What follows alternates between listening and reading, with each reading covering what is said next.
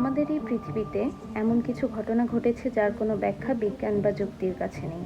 মানুষ উধাও হয়ে গেছে চোখের পলকে, কিংবা এমন অদ্ভুত সংকেত এসেছে যা আজও বিজ্ঞানীদের রাতের ঘুম হারাম করে দেয়।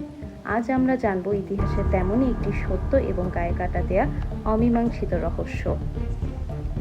15ই আগস্ট 1977, ওহাইও স্টেট ইউনিভার্সিটির বিগ এয়ার রেডিও টেলিস্কোপে মহাকাশ থেকে আসা একটি সংকেত ধরা পড়ে।